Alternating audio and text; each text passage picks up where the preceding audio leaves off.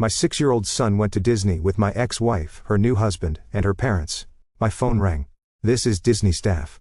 Your child is at Lost and Found. The words didn't register at first. Bryson was supposed to be having the time of his life, princesses, roller coasters, overpriced turkey legs. Instead, he was sitting in some fluorescent office, waiting for strangers to figure out where his family went. Is he okay? My voice came out sharper than I intended. He's fine, sir. A bit upset, but physically fine. We found him near the haunted mansion. He said his family left without him. My grip tightened on the phone. I'm in Connecticut. His mother is there. Delilah Henderson. Her husband is Trevor. Something they should be. We've been trying to reach the contacts listed, sir. No answer yet. Of course not. Delilah probably had her phone buried in that enormous purse. She carried too busy posing for photos to notice her son wasn't in them anymore. I could picture Trevor with his pressed khakis and constant need to optimize every moment, checking his watch, calculating wait times, completely oblivious. Can you put him on? There was shuffling, then Bryson's small voice. Dad, hey buddy, you're okay. They're going to find Mom. All right. I told them I wanted to go on the teacups again, but nobody listened. Then, I looked around, and everyone was gone. His voice cracked. Grandma was supposed to hold my hand. Delilah's mother, Patricia, who'd made it abundantly clear during the custody proceedings that I was an inadequate parent. Too focused on work, too inflexible, not capable of providing the enriching experiences a child needed. And now she'd lost him in the most crowded place on earth. Listen to me. Stay with the nice people there. Mom will come get you soon. But even as I said it, something felt wrong. Delilah was neurotic about Bryson. Checked on him constantly, sometimes to the point of suffocation for her to not notice he was missing for long enough that staff had to intervene. That wasn't like her, no matter how distracted she got. I tried calling her straight to voicemail. Trevor's phone rang endlessly. Patricia didn't answer either. The Disney employee came back on. Sir, we still haven't been able to reach anyone. Do you have any other contacts? Keep trying. I'm looking at flights now. I was already pulling up airline websites, calculating drive times, wondering if I could make it there faster by car. Then my phone buzzed a text from Delilah's number, except it wasn't from Delilah. Mr. Garrett, this is Trevor. There's been a situation where, at the hospital, Delilah collapsed. Her parents are with her. I completely forgot. Bryson was waiting for us at the ride exit. Is he? My hands went cold. I called him immediately. What hospital? What happened? Trevor's voice was strained, unfamiliar. They think it's her heart. We were walking towards Space Mountain and she went down. I'm so sorry about Bryson. I wasn't thinking. The paramedic said, is she stable? They're running tests. Her dad's in there with her now. Patricia is losing it. I should have remembered Bryson. I should have. I closed my eyes. I'm booking a flight. Tell Disney I'm coming. Don't leave him alone. I'm heading back there now. After we hung up, I sat in my apartment staring at the airline confirmation Delilah in the hospital. Bryson abandoned in a theme park, and somewhere in my gut a question I couldn't shake. What kind of hard episode makes a healthy 34-year-old woman collapse without warning? My phone buzzed again. Unknown number. Mr. Garrett. This is Dr. Ainsworth from Orlando Regional. I need to speak with you about your son's mother. There are some irregularities in her blood work we need to discuss, and given the custody arrangement, you're listed as next of kin for medical decisions. If she's incapacitated, how soon can you get here? The floor seemed to tilt beneath me. What kind of irregularities? Her pause lasted too long. I'd prefer to discuss this in person, but given the circumstances, Mrs. Henderson's potassium levels are dangerously low. Combined with what appears to be cardiac arrhythmia, we're looking at a serious electrolyte imbalance. I need to know if she's been taking any medications, supplements, or if she's had any recent illnesses. I don't. We've been divorced for 2 years. I wouldn't know about her medications. Her husband mentioned she'd been on a new fitness regimen, something about a cleanse. Do you know anything about that? I rubbed my eyes. Of course, Delilah had always been susceptible to wellness trends, convinced that the right combination of supplements and restrictive eating would fix whatever she thought was broken. She's done those before. Juice cleanses. That sort of thing. Never caused any problems. This appears to be more severe. We're running additional tests, but I need family history. Has she ever had heart issues? Her parents aren't being particularly forthcoming. Not that I know of. Look, I'm getting on a plane in 3 hours. Can she make medical decisions herself, or do I need to? She's conscious but disoriented. We've stabilized her for now, but depending on what the tests show, we may need to make some decisions quickly. Her husband has been helpful, but legally you are the one listed for emergency medical decisions regarding your son's welfare, and given her condition. I understand. I'll be there as soon as I can. After we hung up, I stood in my apartment feeling the weight of everything pressing down. The flight wasn't until 8 p.m. 3 hours to pack, arrange coverage at work, and somehow process that Delilah, who'd walked out of our marriage claiming I was the one with control issues, might have crashed her system with whatever wellness protocol she'd convinced herself was necessary. I called my sister Vanessa, who lived 20 minutes away. "Can you come over? I need to talk through something before I lose my mind." She arrived within 30 minutes, letting herself in with the spare key I'd given her years ago. Vanessa had never particularly liked Delilah, but she'd been diplomatic during the divorce, focusing on helping me adjust to the custody schedule, rather than saying, "I told you so, what happened?" She set her purse down, already reading the stress on my face. I told her everything Bryson lost at Disney, Delilah in the hospital, the doctor's call about electrolyte imbalances and cleanses. Vanessa sat down heavily on my couch. "Jesus, is Bryson okay?" "Trevor went back to get him. They're supposed to stay at the hotel tonight. I'm flying down in a few hours. Do you want me to come with you?" I considered it. Vanessa was practical, level-headed, and had a way of cutting through emotional noise that I desperately needed. But she also had 2 kids of her own and a husband who traveled for work. "I can't ask you to do that." "You didn't ask," I offered. She pulled out her phone. "Let me text Raymond. He's home this week and my mother-in-law owes me about 17 favors. "Vanessa, don't. You're about to walk into a hospital room with your ex-wife, her new husband, and her parents who think you're the devil. You need backup." She was right. Patricia and Gerald, Delilah's parents, had made the divorce as contentious as possible, convinced that I'd somehow failed their daughter by prioritizing my accounting job over the kind of lifestyle they thought she deserved. Never mind that their daughter had expensive tastes and no interest in budgeting. Never mind that I'd worked 60-hour weeks trying to keep up with her spending while she complained. I was never home. "Okay," I said finally, "thank you." By the time we landed in Orlando, it was nearly midnight. I'd called Trevor twice during the flight. Once before takeoff, once after landing. Bryson was asleep in the hotel room. Delilah was still in the hospital stable, but under observation. Her parents had gone back to the hotel an hour ago, and Trevor was sitting in the waiting room, exhausted. Vanessa rented a car while I checked my phone. Compulsively. A text from Trevor.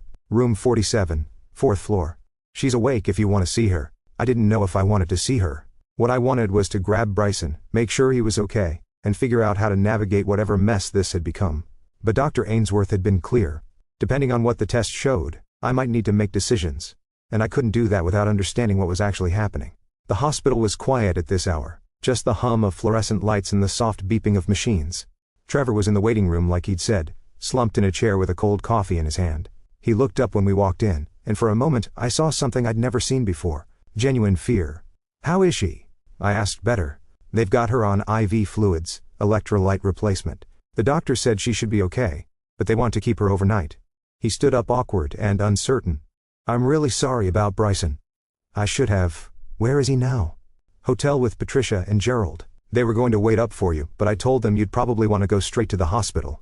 I glanced at Vanessa, who gave me a look that said she'd handle logistics if I needed to deal with this.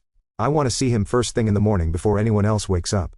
"Of course, I'll text you the room number." We stood there in the waiting room, 3 people connected by a 6-year-old boy and a series of choices that had led us to this particular moment. Finally, Trevor cleared his throat. "Do you want to see her? She's been asking about Bryson." I told her he's fine, but I think she needs to hear it from you. I didn't want to see Delilah. I wanted to rewind 3 years back, when our biggest fights were about whether to refinance the mortgage, or how often to visit her parents. I wanted to undo whatever series of decisions had led her to collapse in the middle of a theme park while our son wandered around looking for someone to hold his hand. I followed Trevor down the hallway. Anyway, room 47 was dim, just a small light over the bed. Delilah looked smaller than I remembered, her face pale against the white pillows. And 4 ran into her arm and monitors beeped softly beside her. When she saw me, her eyes filled with tears. "Is he okay? Please tell me he's okay." "He's fine. Scared but fine. Trevor's got him at the hotel." She closed her eyes. "I didn't mean to. I don't know what happened. One minute we were walking, and then everything went sideways and I couldn't. The doctor said something about a cleanse." Her face flushed. Even in the dim light, it was supposed to be healthy. "My trainer recommended it. Just some supplements and cutting out processed foods." I didn't think what kind of supplements, just herbal things for metabolism and energy. And I was doing the lemon water in the morning and cutting carbs, and she stopped, her voice breaking. I thought I was doing the right thing. I wanted to feel better, look better. Trevor's always so fit, and I pulled up a chair, exhausted. This was so typically Delilah, chasing some ideal of perfection without considering the consequences. Convinced that the answer was always in the next diet, the next routine, the next version of herself that she'd manufacture through sheer willpower. The doctor said your potassium levels were dangerously low. Did your trainer tell you to cut out bananas, leafy greens? The cleanse was mostly liquids for the first week. Smoothies in the morning, soup for dinner. I felt dizzy a few times. But I thought that was normal detoxing. You know, I didn't know. I'd never understood the appeal of starving yourself in the name of wellness, but Delilah had always been drawn to these things in our marriage. It had been a constant source of tension. Her need for external validation, through appearance, my frustration with the money and time she spent chasing it. You need to stop, I said quietly. Whatever you're doing, you need to stop before you hurt yourself. Worse, I know her voice was small. I'm sorry about Bryson. I can't believe we left him. I can't believe I didn't notice you were unconscious. You get a pass on that one. I leaned back in the chair, but Patricia was supposed to be watching him. Delilah's expression shifted, defensive. Mom was panicking. She thought I was dying. You can't blame her for. I can blame her for losing track of a 6-year-old in a crowded theme park. I kept my voice level. But the anger was there simmering. She spent 2 years telling me I wasn't capable of taking care of him properly, and then she lets him wander off because she was too distracted to hold his hand. Don't. Delilah's voice sharpened. Don't use this to prove some point. My mother loves Bryson. She made a mistake. People make mistakes. Yeah, they do. I stood up. I'm getting him first thing in the morning. You focus on recovering. We'll figure out the rest later. I left before she could respond, before the old patterns could reassert themselves. Her defensiveness, my resentment, the circular arguments that never resolved anything. Vanessa was in the waiting room, scrolling through her phone. She looked up when I walked in. How'd it go? About how you'd expect. I rubbed my face. Let's find a hotel. I want to be at their place by 7 tomorrow morning. We ended up at a Holiday Inn, 10 minutes from the hospital. I barely slept. My mind cycling through scenarios. Bryson's small voice on the phone. Delilah's pale face in the hospital bed. Trevor's exhausted apology. The coming confrontation with Patricia and Gerald at 6:30 a.m. I was in the shower by 6:50. Vanessa and I were in the rental car driving toward the address Trevor had texted. It was a resort hotel, the kind with a pool shaped like a lagoon and palm trees imported from somewhere more tropical. Patricia answered the door in her bathrobe, her face hardening when she saw me. He's still sleeping. I'd like to see him anyway. She didn't move. Trevor said you'd be by. I didn't think you meant this early. I've been flying all night. I want to see my son. Behind her. I could hear movement. Gerald appeared already dressed despite the early hour. He'd always been more reasonable than his wife. Less openly hostile though, no less convinced that I was somehow lacking. Let him in. Patricia. His voice was tired. It's been a long night for everyone. She stepped aside. Reluctantly. The suite was enormous. Probably costing more per night than my monthly rent. Bryson was in one of the bedrooms, curled up under a comforter with cartoon characters on it. His face was peaceful and asleep. And for a moment, I just stood there watching him breathe. Then his eyes opened. Dad, hey buddy. I sat down on the edge of the bed. How are you feeling? He sat up, rubbing his eyes. Is Mom okay? She's gonna be fine. She's in the hospital, but the doctors are taking good care of her. Can I see her maybe later today? Right now? I thought you and I could get some breakfast, just us. His face brightened slightly. Can we get pancakes? Absolutely. Patricia appeared in the doorway. We already made plans to take him to breakfast. We thought I appreciate that. I said, keeping my voice even. But I haven't seen my son in 2 weeks, and after what happened yesterday, I think he and I need some time together. We've been handling it just fine. He doesn't need you coming in and disrupting. Patricia. Gerald's voice was firm. Let it go. She looked like she wanted to argue, but something in her husband's expression stopped her. I helped Bryson get dressed, packed a small bag with his things, and we left before anyone could mount another objection in the car. Bryson was quiet. Vanessa sat in the front passenger seat giving us space. Finally he spoke. I was really scared yesterday. I know, buddy. I'm sorry that happened. Grandma said she'd hold my hand, but then Mom fell down, and everyone was running, and I didn't know where to go. His voice was matter-of-fact, the way kids describe traumatic things when they're still processing. A lady with a Mickey Mouse shirt found me. She was nice. That was good that you stayed where you were. You did exactly the right thing. Trevor forgot about me. The words hung in the air. I wanted to defend Trevor, to say he'd been distracted. That emergencies make people forget things. But I also heard what Bryson wasn't saying, that he'd been forgotten, that the adults who were supposed to be watching him had all dropped the ball. He was worried about your mom. I said carefully, but you're right. He should have made sure you were safe first. That's what grown-ups are supposed to do. Would you have forgotten about me? The question hit harder than I expected. No, I wouldn't have forgotten about you. We got pancakes at a diner near the hotel. Bryson ordered chocolate chip and I got him orange juice and let him have extra syrup, even though Delilah would have rationed it. Vanessa told him about her kids, his cousins, and the fort they'd built in her backyard. Slowly he relaxed the tension, leaving his small shoulders. My phone buzzed. Trevor.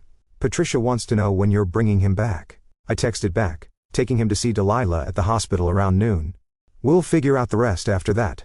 His response was immediate. She's not going to like that. Not my problem. I wrote, then deleted it instead.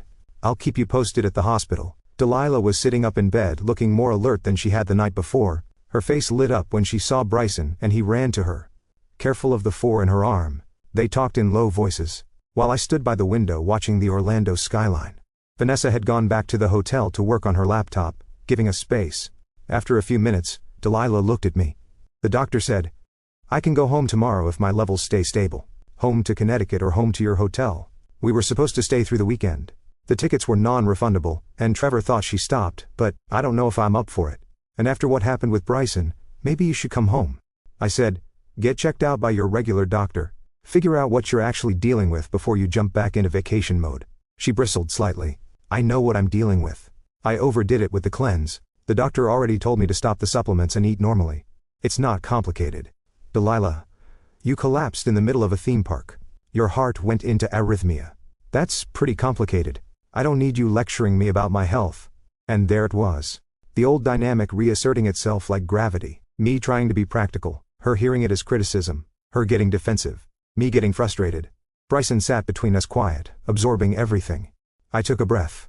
I'm not lecturing, I'm concerned. And I think Bryson's been through enough for one trip. She looked at our son, her expression softening. What do you think, sweetie? Do you want to stay and do more Disney or would you rather go home? Bryson glanced between us. Can Dad come if we stay? Delilah's face did something complicated. I don't think we didn't plan for that. The hotel room. I can get my own room. I said, surprising myself. If you want to stay and finish the trip, I'll stick around, make sure everything goes smoothly this time. You don't have to do that. I know I don't have to. But maybe it would be good for Bryson. She studied me trying to figure out my angle. The truth was, I wasn't sure I had one. I just knew that the thought of getting back on a plane to Connecticut while Bryson stayed here with people who'd already proven they could lose track of him, made my chest tight. Okay, she said finally, if you want to stay, you can stay. Trevor arrived an hour later with Patricia and Gerald in tow. Patricia's expression, when she saw me, was predictably cold, but she focused on Delilah, fussing over her medications and asking pointed questions about the doctor's instructions. Gerald shook my hand, a gesture that felt more obligatory than warm, and Trevor looked relieved to see me there, as if my presence somehow diffused the tension. The doctor came in shortly after, a different one from Dr. Ainsworth. This one was younger, with a crisp white coat and a tablet. She consulted frequently. Mrs. Henderson, your latest labs look much better. We're going to keep you one more night for observation, but if everything stays stable, you should be able to be discharged tomorrow morning. Can she travel? Trevor asked. I'd recommend staying local for a few days. Let her system fully stabilize before getting on a plane. And no intense physical activity that includes walking around theme parks in 90-degree heat. Patricia jumped in. We can extend the hotel. Stay through the week if necessary. The doctor nodded. That would be wise. I'm also going to refer you to a cardiologist for a follow-up. The arrhythmia resolved with the electrolyte correction. But given your age and the severity of the episode, it's worth getting a full cardiac workup. After the doctor left, there was a moment of awkward silence. Finally, Gerald spoke. Well, I suppose we should talk about logistics. The hotel suite, sleep 6 comfortably. Garrett, if you want to stay with us, there's room. I appreciate that. But I've already booked a room at the Holiday Inn. I could feel Patricia's relief at my refusal. We spent the rest of the afternoon navigating the strange territory of being a blended family in crisis. Bryson wanted to go back to the hotel pool, so Trevor took him while Vanessa and I grabbed lunch at the hospital cafeteria. Patricia stayed with Delilah, and Gerald went back to the hotel to make phone calls about extending their reservations. This is surreal, Vanessa said, picking at her salad. You're voluntarily spending your vacation with your ex-wife and her in-laws. It's not a vacation. It's damage control still. She gave me a look. You know, Patricia's going to find a way to make this your fault, right? Somehow Delilah collapsing will become evidence that you're a bad influence, or that the stress of the divorce caused her health problems. Let her think what she wants. I'm here for Bryson. Are you sure? That's the only reason I looked at my sister. What's that supposed to mean? You still care about her, not in a romantic way. But you care. You wouldn't be here otherwise. I didn't have a good response to that. The truth was complicated. I didn't love Delilah anymore. that had died somewhere in the last year of our marriage, buried under arguments about money and priorities, and whose needs mattered more. But she was still Bryson's mother, still the person I'd once imagined growing old with, and seeing her in that hospital bed, small and scared, had triggered something. I thought I'd moved past. It doesn't matter why I'm here, I said. Finally, I'm here. That's enough. The next 2 days passed in a strange limbo. Delilah was discharged from the hospital with strict instructions to rest, eat balanced meals, and follow up with a cardiologist when she got home. Trevor arranged for a suite at a different hotel, something with a kitchen, so Delilah wouldn't be tempted by restaurant food. Patricia took charge of meal planning with the fervor of someone on a mission, preparing elaborate salads and lean proteins that Delilah picked at half-heartedly. I spent most of my time with Bryson. We went to the hotel pool, built sandcastles in the designated beach area, played mini golf at the resort course. Vanessa flew home after the second day. Her kids needed her, and Raymond could only hold down the fort for so long before she left. She hugged me tight. Call me if you need anything and don't let Patricia get in your head. I won't. I mean it.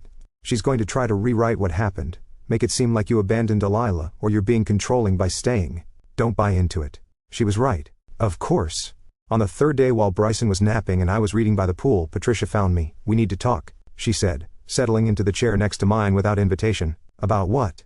About Bryson and this arrangement. She gestured vaguely at the hotel, at the situation. Trevor and Delilah appreciate you staying, but I think it's time we discuss what happens next. What happens next is we finish out the week here, then everyone goes home. Bryson comes back to Connecticut with me on schedule. Actually, Delilah and I were talking, given everything that's happened. She thinks it might be better if Bryson stayed with her for a few extra weeks to help her recover and to make up for the scare he had. I set down my book. Our custody agreement is clear. 2 weeks with her. 2 weeks with me. We just finished her 2 weeks. Custody agreements can be flexible when circumstances change, not without mutual agreement. They can't. Patricia's expression hardened. This is exactly the kind of rigidity that made things difficult in your marriage. Delilah needs support right now, and Bryson would benefit from stability and routine, which means following the custody schedule we agreed on. I kept my voice level. I've been flexible this week. I've stayed here, helped out, made sure everything runs smoothly, but don't mistake that for weakness. No one is calling you weak. We're asking you to consider what's best for your son. What's best for my son is having 2 parents who stick to their commitments. Delilah will recover just fine with Trevor's help. Bryson needs to come home with me. She stood up, her face tight. We'll see what Delilah has to say about that. After she left, I sat by the pool watching the water ripple in the artificial breeze from the resort's fans. I'd known this was coming. The attempt to leverage Delilah's medical crisis into a renegotiation of custody. Patricia had fought hard during the divorce to get Delilah primary custody, convinced that I was too focused on work, too rigid, too incapable of providing the kind of nurturing environment a child needed. The fact that we'd ended up with 5,050 custody had been a blow to her campaign that evening.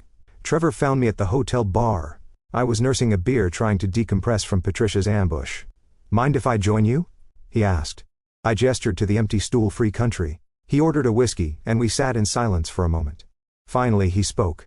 Patricia talked to you today. She did.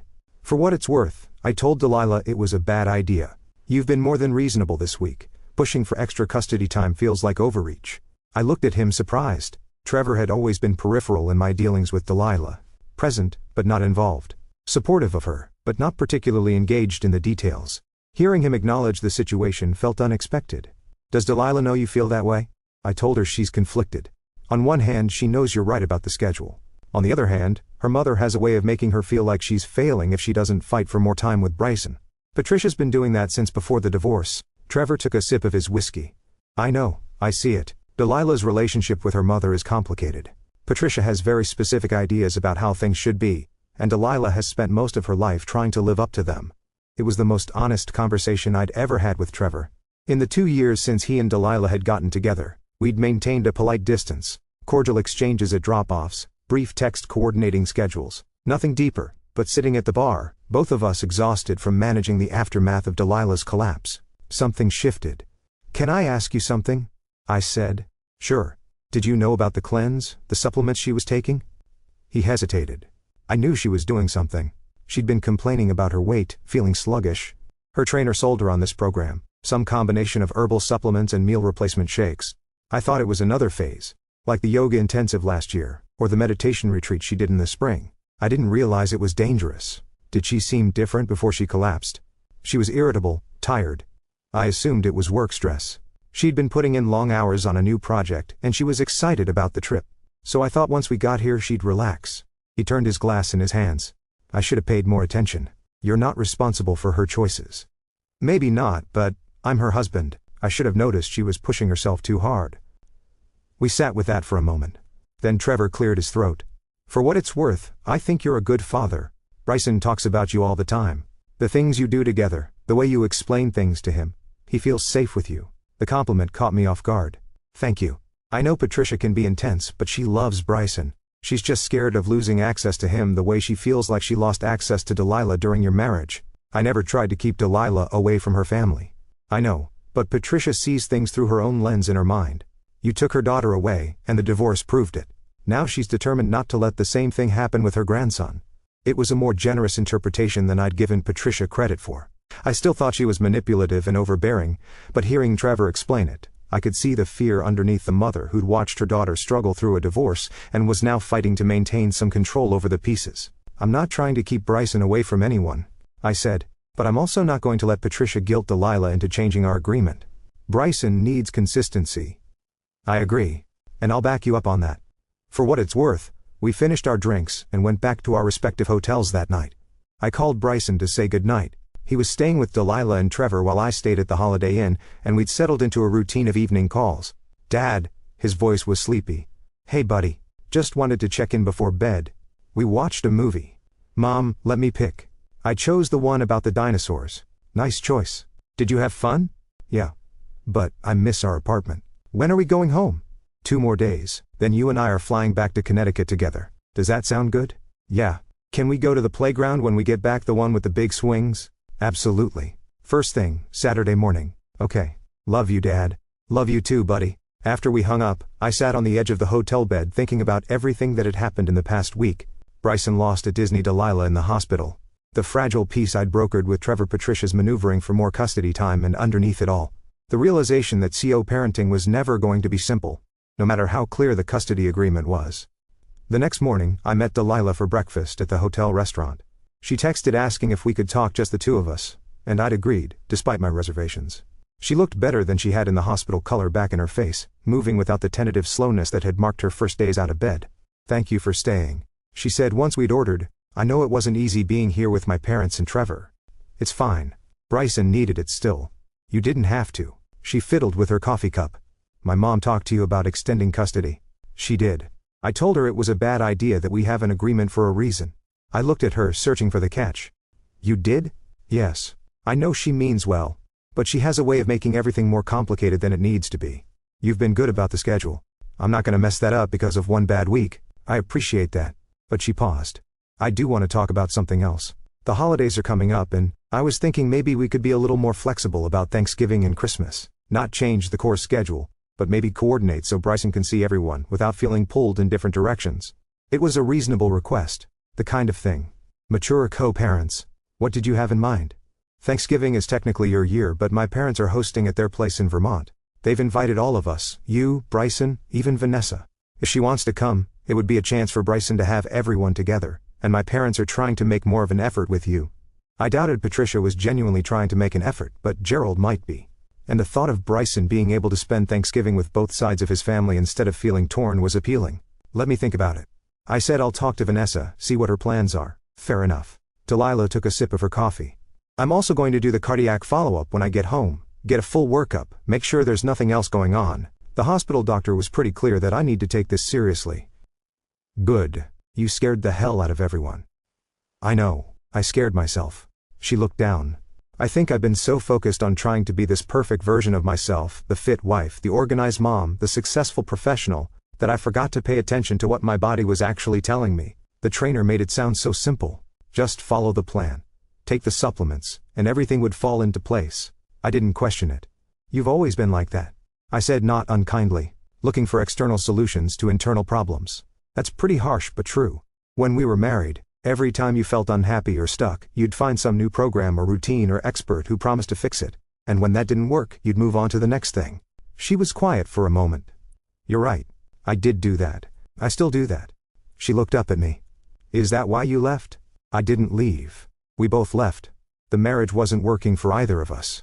But you're the one who asked for the divorce because I was tired of fighting, tired of feeling like nothing I did was ever enough. You wanted someone who was more spontaneous, more social, more engaged with your vision of the perfect life. I wanted someone who could be content with what we had, instead of always chasing the next thing. We weren't compatible. We had some good times though, she said softly. We did. And we made a great kid. That's not nothing. We finished breakfast in a more comfortable silence than we'd managed in years. There was something about nearly losing her, about watching her vulnerable in a hospital bed that had stripped away some of the bitterness. She was still the person who'd frustrated me for years, but she was also Bryson's mother and she was trying. The last 2 days in Orlando passed quietly. Bryson and I went to an aquarium, played arcade games at a massive indoor entertainment complex, and had dinner with Delilah and Trevor one evening. Patricia and Gerald kept their distance, sensing perhaps that their window for manipulation had closed on the flight home. Bryson fell asleep against my shoulder, exhausted from the week. I looked out the window at the clouds, and thought about how much had changed in 7 days. Delilah's collapse had been frightening, but it had also forced a kind of honesty between us that we'd been avoiding since the divorce. Trevor had turned out to be more of an ally than I'd expected, and Bryson, resilient in the way kids are, had weathered the chaos better than any of us. When we landed in Hartford, Vanessa was waiting at the airport with her kids. They mobbed Bryson with hugs, and he immediately launched into a story about the aquarium, the fear and trauma of being lost already fading into the background of his 6-year-old memory. How was it really? Vanessa asked as we walked to the car. Weird, complicated, but better than I expected. Did Patricia behave herself more or less? Delilah actually shut down the custody extension idea herself. Vanessa raised her eyebrows. That's progress. It is. And how are you feeling about all of it? I thought about the question. Tired, relieved, it's over, but also, I don't know, maybe a little hopeful that we can figure out how to do this better. The co-parenting thing, you're allowed to have hope, it doesn't make you naive. That night after Bryson was asleep in his room and I'd unpacked and done laundry and returned all my work emails, I sat on my couch with a beer and finally let myself process everything. The panic of that first phone call from Disney. The helplessness of being in Connecticut while my son was lost in Florida. The strange intimacy of sitting in a hospital room with my ex-wife. The tentative alliance with Trevor. The realization that Patricia's hostility came from fear, not malice. My phone buzzed a text from Delilah. Bryson, home safe, sound asleep. I wrote back, good. Thank you again for everything. I know it wasn't easy. Take care of yourself. Get that cardiac workup. I will. And I meant what I said about Thanksgiving. The offer stands. I stared at the message for a long moment. The old me would have immediately declined. Would have seen it as a trap or an obligation I didn't want, but maybe Vanessa was right. Maybe I was allowed to have hope. Let me talk to Vanessa. I texted back. I'll let you know. Over the next few weeks, life settled back into routine. Bryson went to school. I went to work. We did homework and dinner and bedtime stories. He didn't talk much about Disney, except occasionally to mention something funny that had happened before everything went wrong. The trauma of being lost seemed to have faded, replaced by the resilience of a kid who knew he was loved. Delilah kept me updated on her medical appointments. The cardiologist found no underlying heart disease, which was a relief, but emphasized that the electrolyte imbalance had been severe enough to cause real damage if it had continued. She was working with a nutritionist now, learning how to actually fuel her body instead of following whatever trend promised transformation. In mid-November, I called Delilah about Thanksgiving. Vanessa's in. I said her family was going to do a quiet thing at home, but the kids are excited about Vermont and seeing Bryson.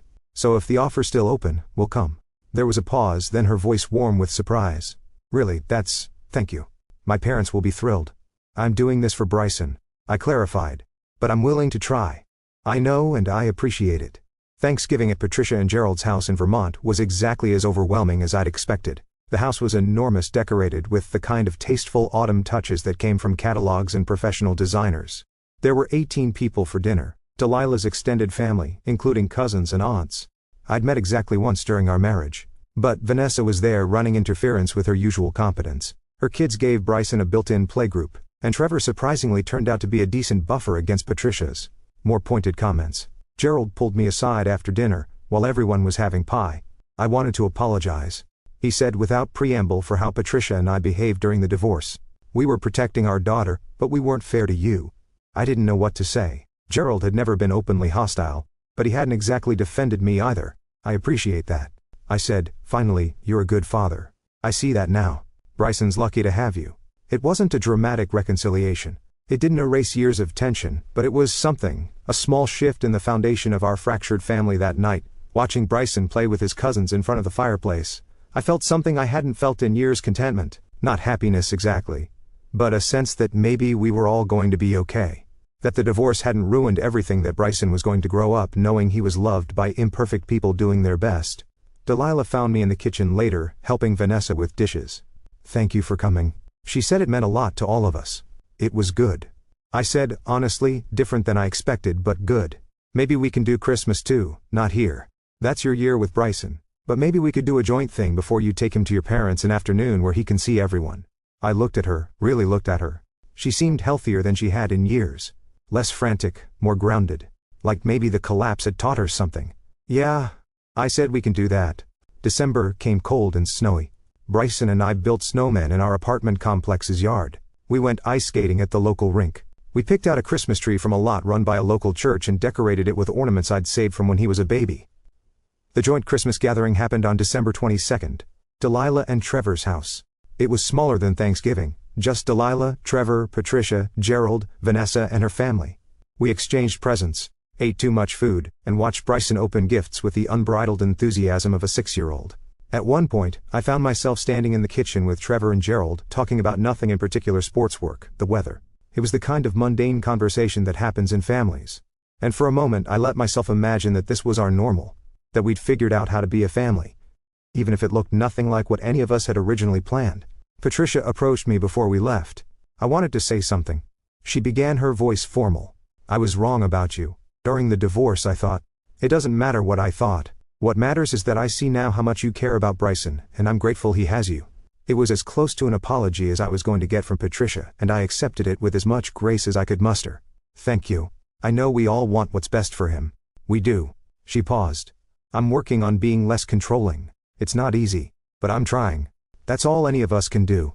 On Christmas Eve, Bryson and I drove to my parents' house in Massachusetts. They'd been following the saga of Orlando with a mixture of concern and bemusement. Relieved that everyone was okay, but also quietly pleased that Delilah's family was finally acknowledging I wasn't the villain they'd made me out to be. My mother hugged Bryson tight when we arrived, then pulled me aside. "You look happy," she said. "I'm okay. No more than okay. You look settled. Like you've made peace with something." I thought about it. Maybe I have. It's still complicated. The CO parenting, the family dynamics, all of it, but it's working better than it was. That's all anyone can ask for. We spent Christmas at my parents' house, eating my mother's famous ham and playing board games, and watching Bryson tear through presents with the same enthusiasm he'd shown at Delilah's on Christmas night. After Bryson was asleep in my childhood bedroom, I sat with my father in his study. "You've done well," he said, nursing a whiskey with everything. "The divorce, the custody arrangement, handling Delilah's family. I'm proud of you." My father wasn't given to emotional declarations, so the words landed with weight. "Thanks, Dad. It's not easy being the steady one. The one who keeps showing up, who follows through, who doesn't make a scene. People don't always appreciate it. No, they don't. But Bryson does. Maybe not consciously, not yet, but he will. He'll know. You were the one he could count on." I hoped he was right. We drove back to Connecticut on December 26th, and the rest of the week passed in the pleasant haze of post-holiday quiet. Bryson went back to school on January 2nd. I went back to work, and life resumed its normal rhythm. In mid-January, Delilah texted me clean bill of health from the cardiologist. "Everything looks good. Thank you for pushing me to follow up. Glad to hear it." I wrote back, "Keep taking care of yourself." "I am. And I wanted to let you know I'm cutting ties with that trainer. Found someone new who actually believes in sustainable health instead of quick fixes. Good call." That weekend when I picked up Bryson from Delilah's house, she walked out with him to the car.